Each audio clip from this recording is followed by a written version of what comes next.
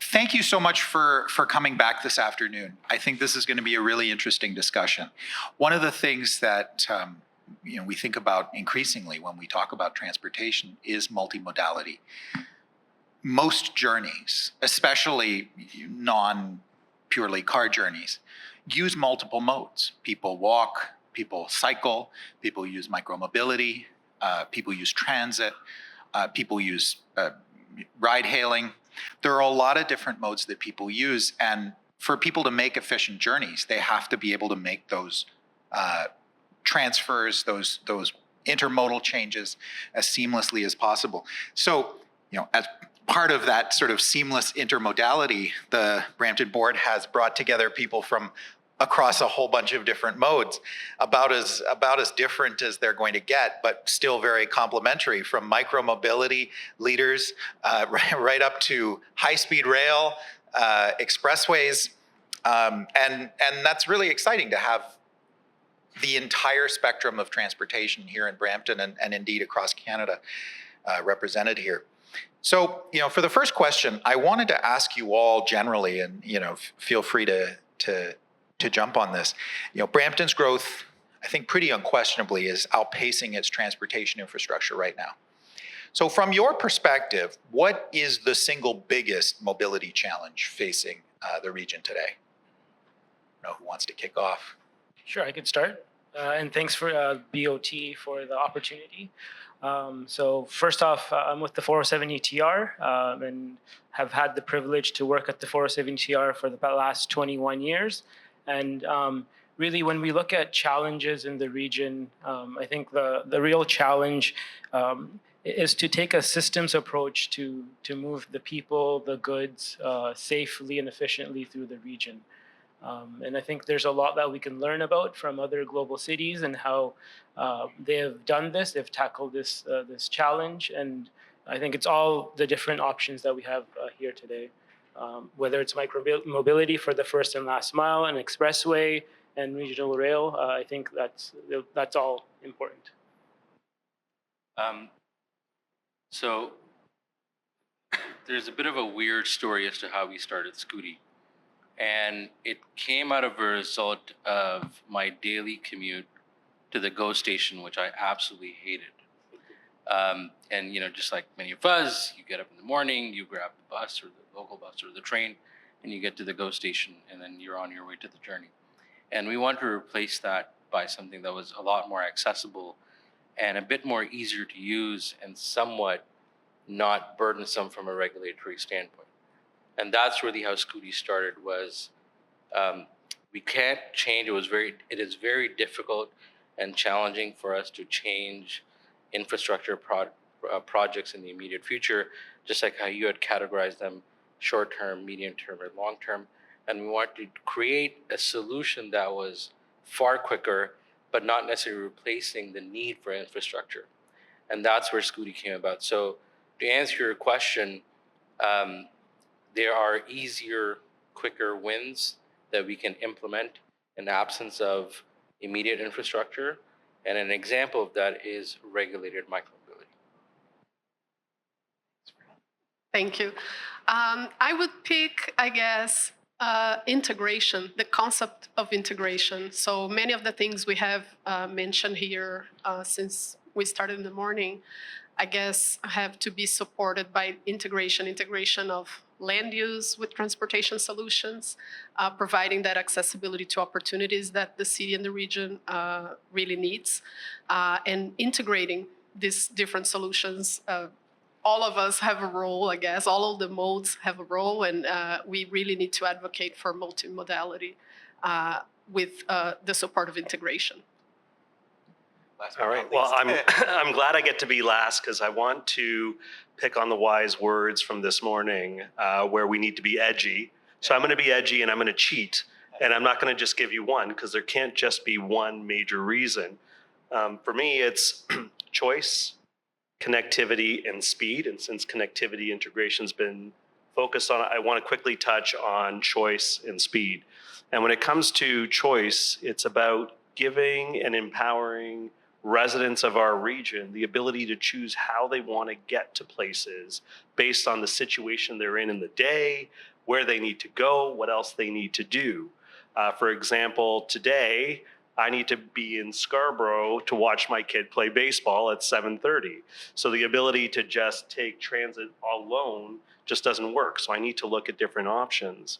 When you think about choice on a macro level, I like to use the story of what high-speed rail can do for residents along the Toronto and Quebec City corridor. Think of a young family of 4 in Montreal who love the Toronto Blue Jays. They now have the ability to come see a junior Jays game, which starts at 1 o'clock. They leave in the morning, and then they'll be home in time for dinner.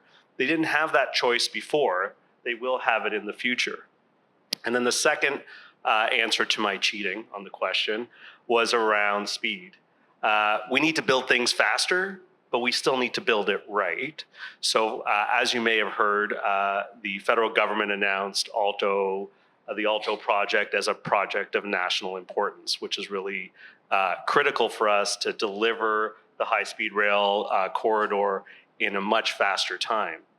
But it doesn't mean you sacrifice consultation with the public and consultation and our duty to consult with Indigenous communities. So it's about doing it faster, but still doing it right and making sure that we're building a project that is for everyone, that everyone can benefit from. I think the word you said there, choice, it really speaks to what everybody's been talking about. It's about the choice of how to get somewhere, but also the choice about where to go. You can choose to take a job or go to school somewhere a little bit further away because you have a viable transportation option to get there.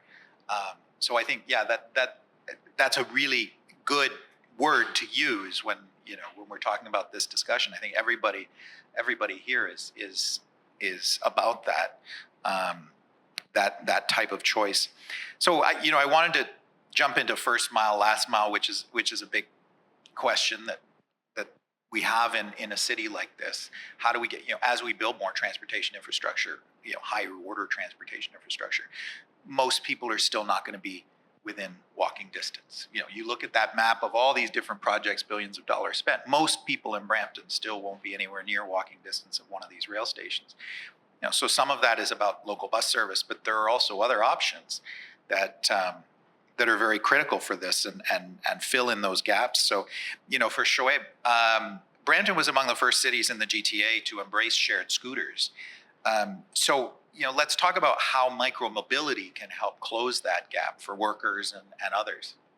Well, thank you for that question. So when we started the idea of approaching micromobility to the city of Brampton, the first people that we met, that we sort of engaged and tested this idea was Fernanda and Nelson here from the city of Brampton. And what was great was our focus always was to connect people to and from public transit. That has been our thesis from day one to today, and that will continue to remain our thesis. And we worked with Nelson and Fernanda and decided that, okay, the area that we're going to focus on is about a 3 to 5 kilometer radius from public transit stations. It was theorized that that's where most people want to connect to and from public transit. So we launched that in the city of Brampton in 2023 in partnership with Metrolinx.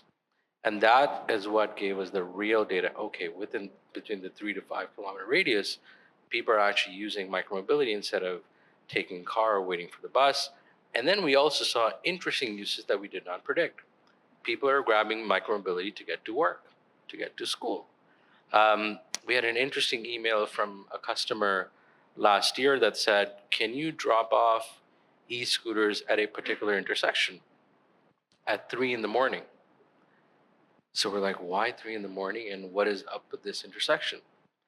It just so happened that they had to catch a shift at Amazon. And Brampton Transit does not run 24/7 in Brampton. So that became a really interesting use case where the public started to tell us, I could use some micromobility for my first and last mile commutes. So it's really interesting how that has evolved here in the city of Brampton. And I must say that now a lot of other cities are looking at Brampton as an example as to how to launch these quicker easier win first and last mile solutions. Yeah, I was going to say, let's talk a bit. Wanted to bring you in here. Let's talk a little bit as well about the infrastructure needs to support. Sure. Yeah. And just to complement Shoaib's answer, I guess, we notice, and from the data, micromobility is awesome because we get the evidence right there, right? The operators share their data with us, so the city can take evidence-based decisions in terms of our infrastructure and policies, which is great. So since 2023, when we launched the program, the pilot program in the city, we had so far more than 400,000 trips. And apparently more than 40% of them are reported to connect to transit. So we really we have been seeing in the city that micromobility really fulfills that gap. And along with it, of course, comes the work of the city in providing that safe infrastructure. We know that people feel safer and they are more willing to use these opportunities, these solutions to move around if they feel safe. So the data that we get from the e-scooter pilot is awesome to inform our decisions around the active transportation network that we are building, right? So we also see clearly that the routes people choose to use micromobility on are the routes that first match with transit.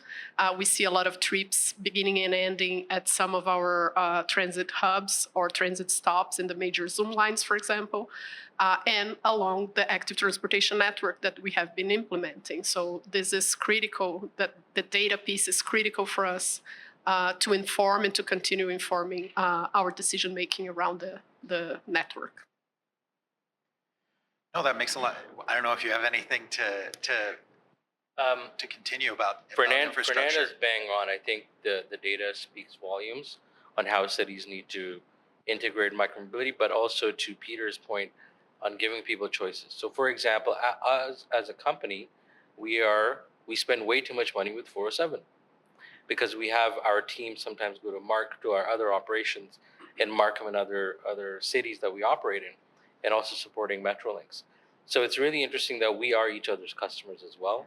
So we as businesses also use choices for mobility. And I think that will continue to evolve.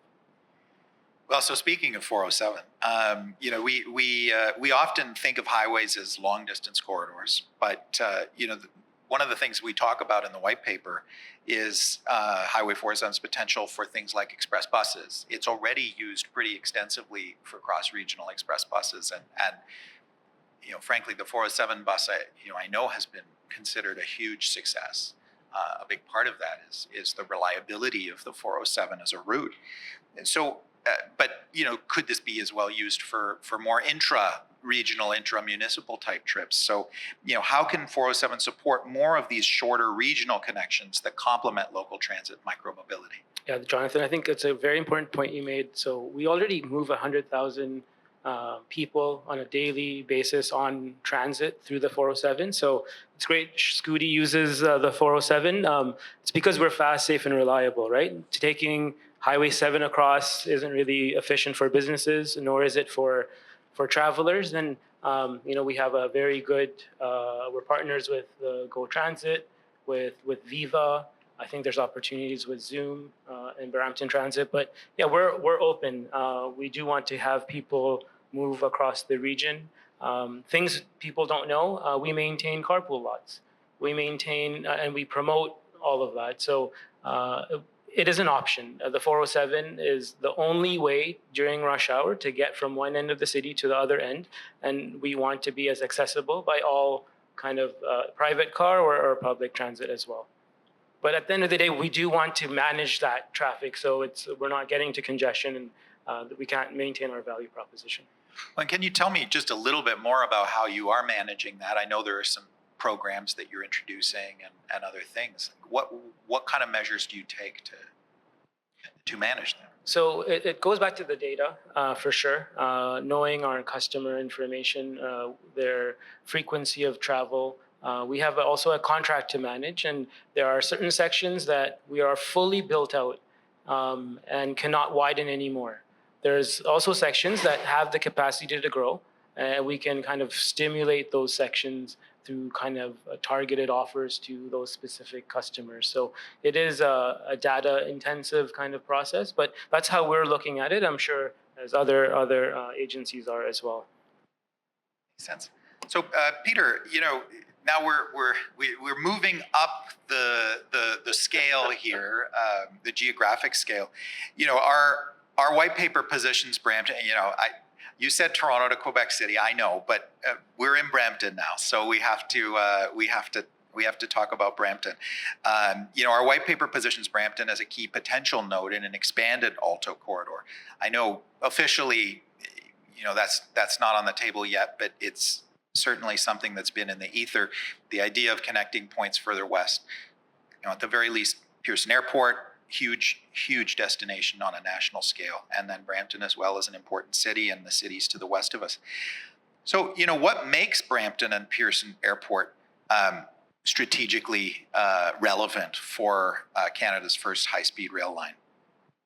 Well, there are a number of reasons that make Brampton relative or relevant as it pertains to high speed. I think, in the Metrolinx's 2041 Regional Transportation Plan, which I was part of, so it's still in my head, there are 3 mega employment zones, and the Pearson Airport area is the second largest employment zone pre-COVID to that of downtown Toronto.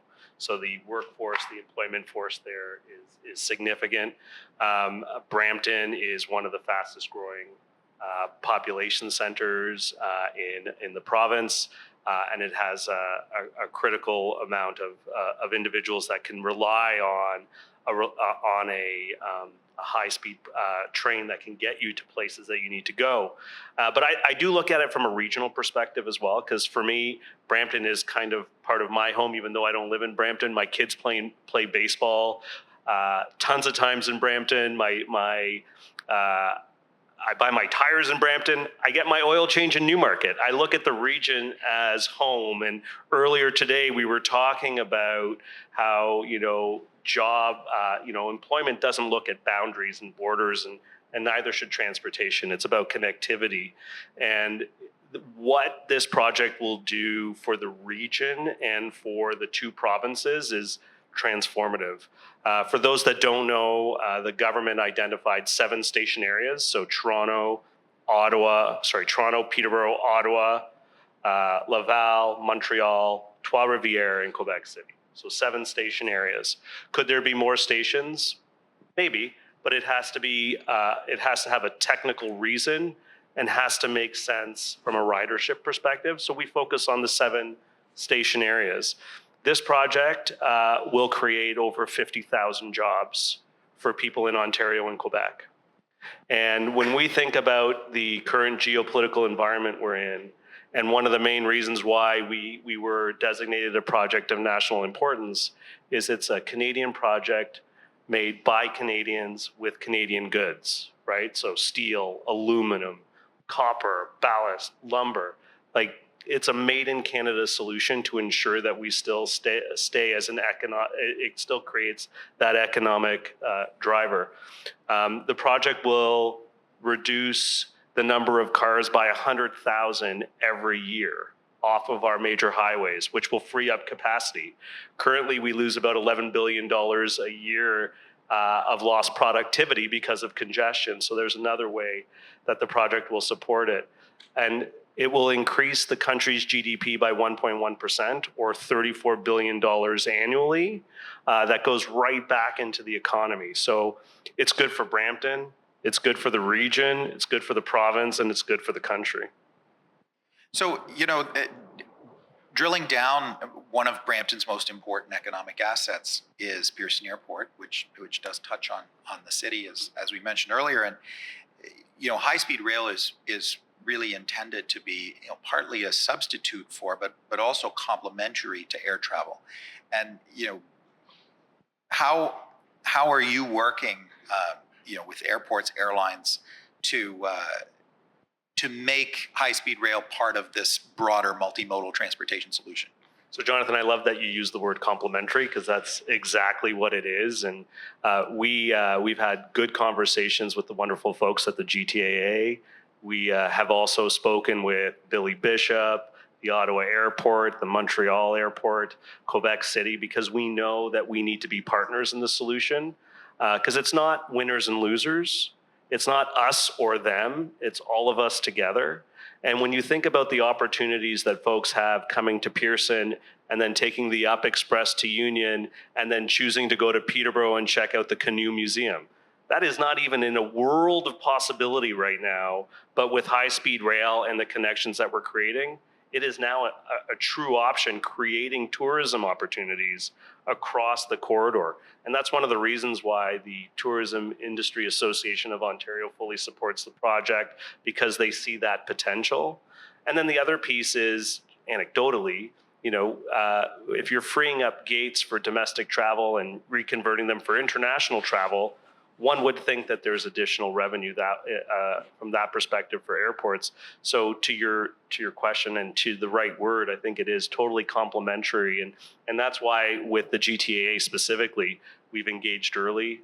We have a fantastic relationship with their stakeholder team, but also their planning team, and it's the kind of relationship you have to work through the entire life cycle of the project. So Shakira, I just wanted to come back to you. Moving goods and people efficiently is critical.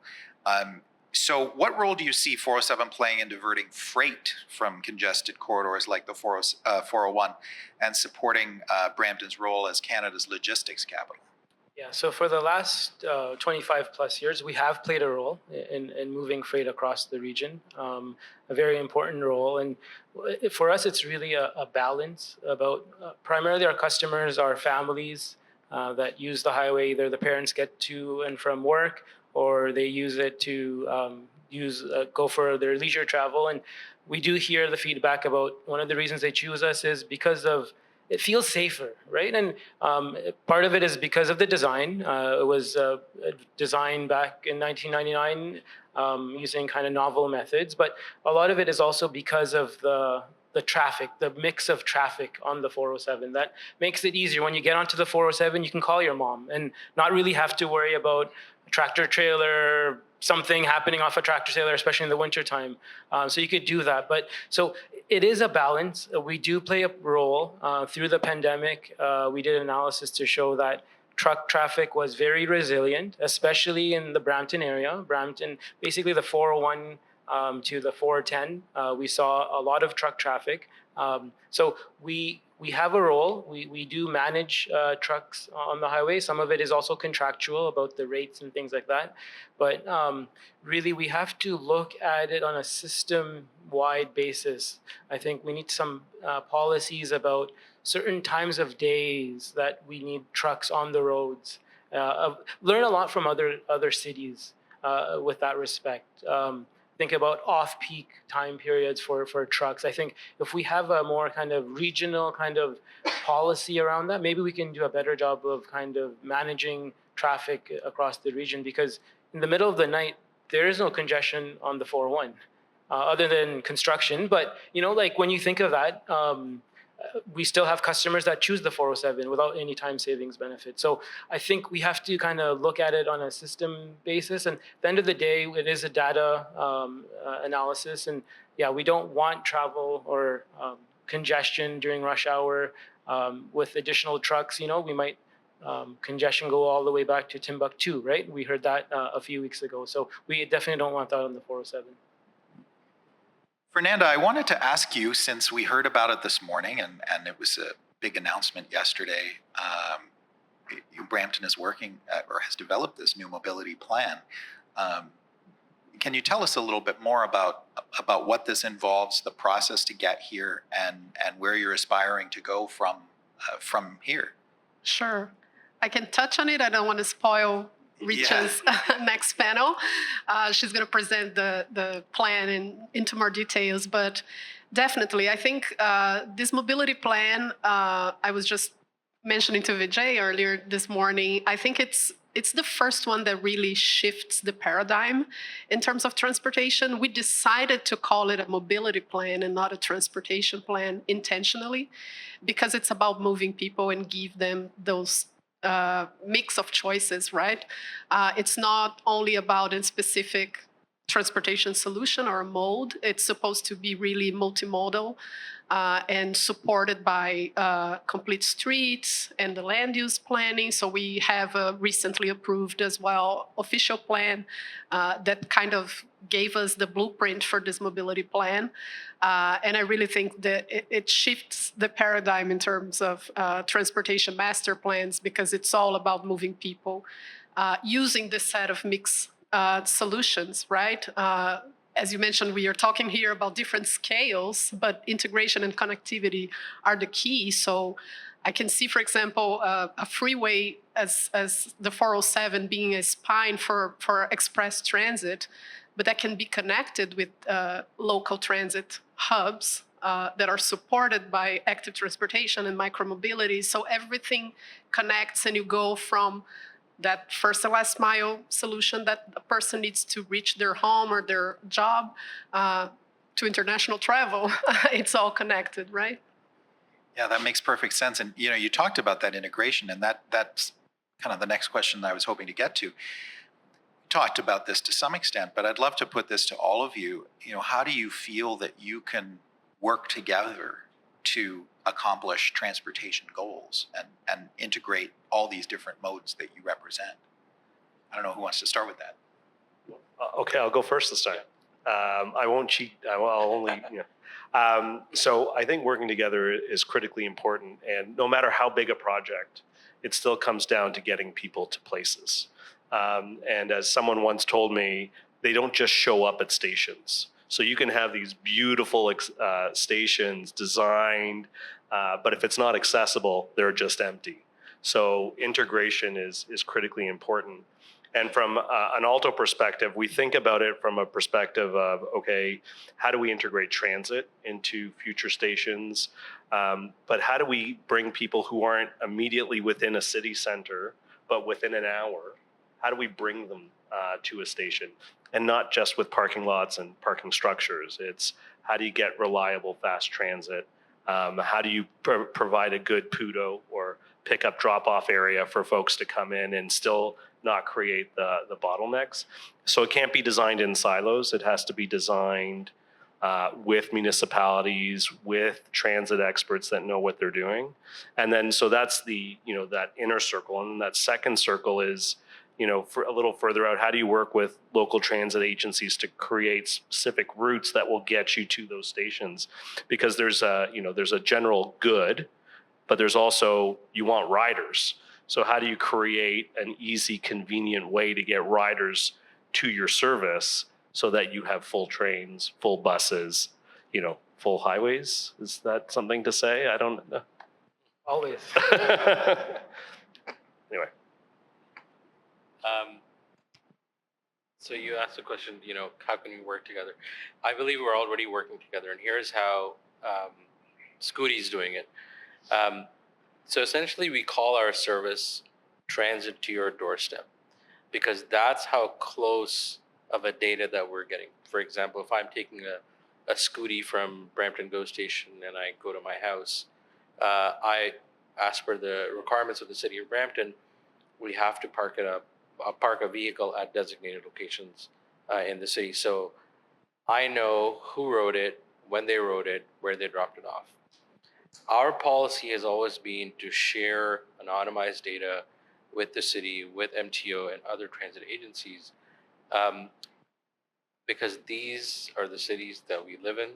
These are the cities that we operate in. If we can share good quality data with our city partners, with our municipal partners, MTO, stronger, more clear, more actionable policy can be built. And so I look forward to continuing to work together with various parties. I think it is imperative that we continue to share information so that we can make good, immediate decisions and execute quicker. Yeah, just echoing everyone's kind of feedback. I think there's still opportunity. I'm a transportation professional. I just realized Bramalea has an express train, GO train into downtown, which is like an awesome kind of value. And our customers, when I looked at the data, we have customers that live in Southwest Brampton that drive to Dixie, park at Bramalea, and then take the express down. But we don't promote that. And when those changes happen to transit, we weren't notified, right? I think there's opportunities there, and it's all options. There are folks that will rely on transit to get to the GO station, but there's other folks that know they have other things. They need to park and then drive back home and kind of make their life work. Likewise, we have folks that take the GO to Union and then take the train to Ottawa, right? So it's all integrated, but I think there's more opportunities for more collaboration. Yeah, I would like to touch maybe in the collaboration with, of course, different levels of government, private sector, but also the communities. Our plans and our job is to serve the communities we live in, work in, and getting their feedback and their buy-in is super important, especially if we want to see that behavior change. That's one big piece of our mobility plan as well, is trying to, it doesn't matter if you build the infrastructure, there is a part of that build and they will come that it's true, but it's a cultural shift as well, it's a behavior learning experience, I guess, trying to not convince, I would say, but show people that there are better opportunities or options for them to move around that can connect them to their different activities. So that behavior piece, I think it's something that we can work collaborative in informing, in educating, and bringing people to join us in the effort of planning those infrastructure. No, that makes a lot of sense, and that collaboration is critical, and also that awareness of options. We can build the best transit in the world, or the best infrastructure, or the best transportation services in the world, but if people aren't aware of them, they don't add much value. But you're right. You can get from Bramalea to downtown Toronto in under a half an hour. You couldn't do that on the road at 2 a.m. Like, you can't. It really is genuinely very fast, but I think a lot of people have no idea that that's an option for them. The 407 buses, as well used as they are, I encounter people all the time that have no idea that you can take a bus from Brampton to Vaughan in like barely 20 minutes. It's, again, unless you're willing to pay the toll, it's faster than driving. So that awareness is really important, and that's what some of these events are about, making sure that people in the community understand that. So just to close, I wanted to ask each of you individually, and just a quick answer on this. If you had to identify one quick win within the next 3 to 5 years that would make the biggest difference for Brampton's mobility, what would it be?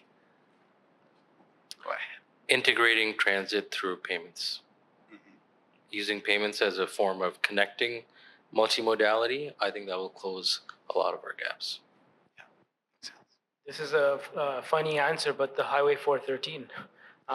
Many would think, oh, that's a competitor to the 407, but no, really, it opens up Brampton, North and West Brampton, and we're working with our colleagues at the MTO to get this project up and running.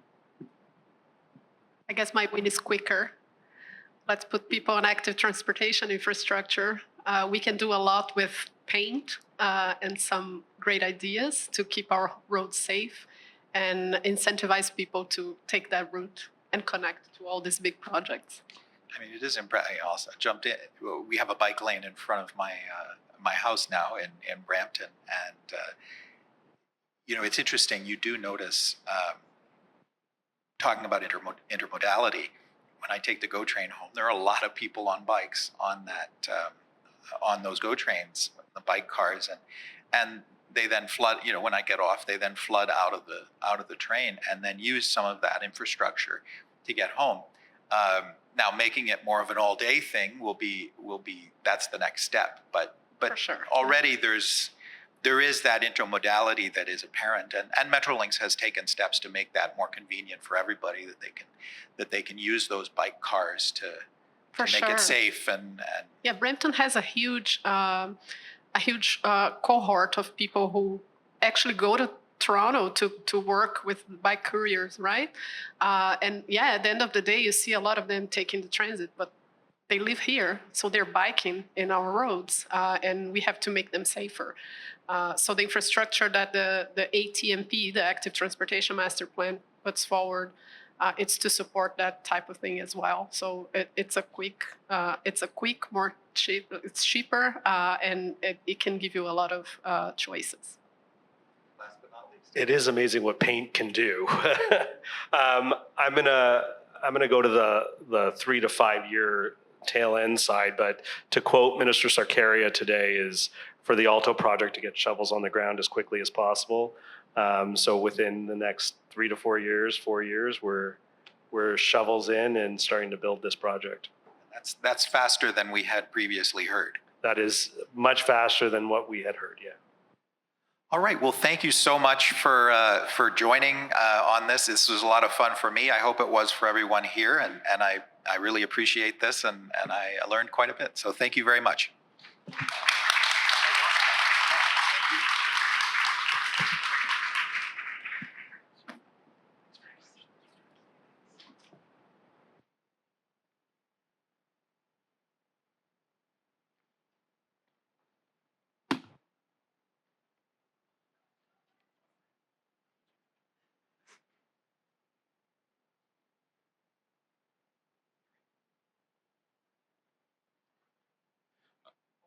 So yeah, we're waiting just for the breakout room to come back. So we do have some time for a couple questions from the floor, if there's some interest for folks in the audience. I have many, but and we also are joined by the students at the Masters of Urban Innovation program as well. So I encourage students to ask questions. I actually can't really see, but we have a question Hello. from Sylvia. Yeah. When are we going to see a bike share system in Brampton? Well, this is actually one of the recommendations of our brand new mobility plan. So yeah, we look forward to advocating in that direction. So thank you. Excellent. Very soon. And any other questions from the floor? Yep, right here. I'm just wondering if there's any place in the world that you look at as an example to provide guidance to each and every one of you to foresee what Brampton can be, or what Canada can be. Who would like to take that one? Two cities or two places, China and Japan. Last November, we got some support from the government to go study public transit and payment systems.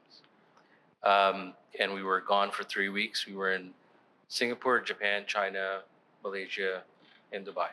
And literally, like students, we backpacked and used transit every single day.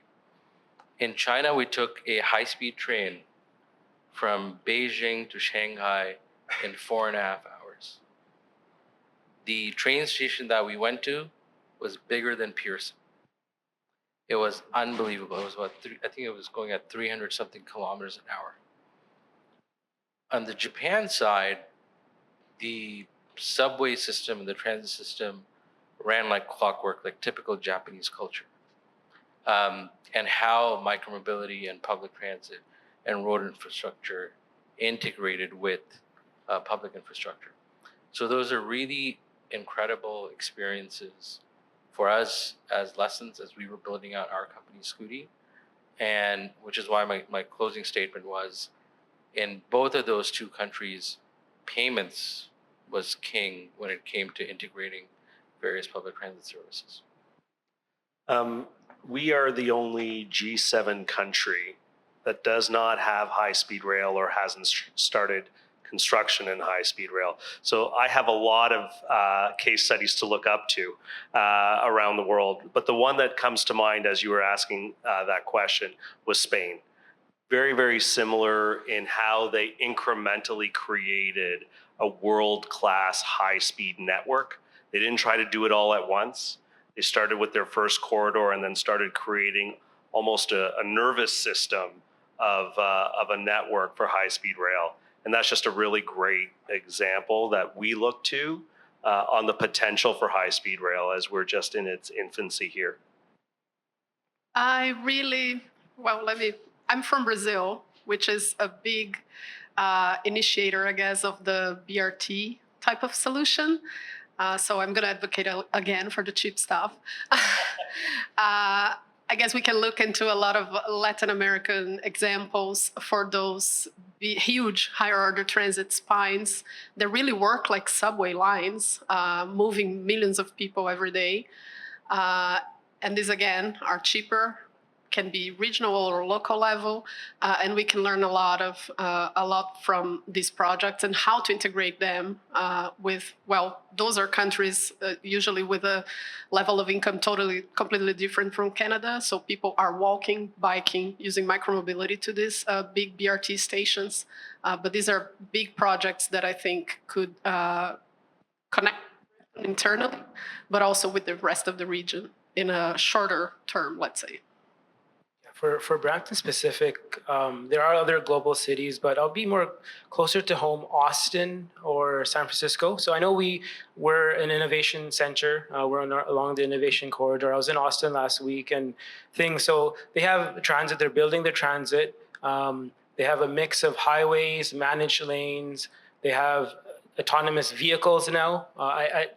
They will come to Brampton, right? Where Waymo is. We went on a Waymo vehicle. I see that's where we can aspire to be. Really lead the GTHA in that, and have regional transit and all of those things. But again, those cities, similar to San Francisco, they give options to this highly educated base that Brampton also has, and connects to the rest of the region when you think of the Silicon Valley. Answer this one. Yeah. Well, okay, I'll use my moderator power. Look, I think there are a lot of really good examples, all of these here too. I lived in Germany for a while, and Germany is certainly not alone in this, but I lived in Berlin, and Berlin is a city that has a classic rail network, mostly built in the 19th century, some in the earlier 20th century. But what they've done with it is transformed it from just a heavy rail intercity type of system, somewhat dilapidated one after the wall came down, to a system that functions effectively like a subway, so that when you live in a city like Berlin, it doesn't have a handful of subway lines like we do. It has more than a dozen, and they go deep out, right to the edge of development and beyond, because these are fast, high-performing electric trains, so even longer distance journeys with a lot of stations are relatively fast. Because of those high-performance trains, they can make a lot more stops, so they function, without extending travel times. So they function like a subway, and the trains come every 10 minutes generally, sometimes a little bit less, but never worse than about every 20 minutes, and sometimes a bit better. So, and in both directions all day, every day. You just never would think about looking at a schedule. So what this meant is that the entire city, and we talk about walking to stations, the entire city, the entire urban region was relatively close to rapid transit. That's something that we're starting to get closer to. But as we just heard in Brampton, it's fantastic when it runs. And if you're going someplace that it goes. But there are a lot of times of day, there are a lot of destinations where it's still not really a viable option. So, that's, I think, the thing that we should emulate. And Berlin's far from unique as a city with that type of infrastructure and service. But if we could get to that point where this enormous asset that we have 10 tracks across the center of the city. That's more than Paris has built at enormous cost in 50 years, 60 years. We have this infrastructure and we're not using it to a tiny fraction of its potential. So that would be my answer. All right. We are at time. We're over time, actually. I know Moaz has a question. No? Okay. Can you make a quick comment? Just one thing that I wanted to say, and I was sort of remiss in not saying this earlier, but we have 2 PhDs on that panel there. We have people with 20 years of experience in their careers. A lot of young people here looking for education. I really hope to see you reaching out to these people and asking for insights, especially in how these careers have changed and what they've learned over the past 20 years. This is your future. You can really set some opportunities here today. And this goes out to the whole audience here. These are really, really, really smart people. So talk to them, learn from them, listen to them, and share your ideas with them. Thank you, Moaz. Appreciate that. A round of applause for our panel.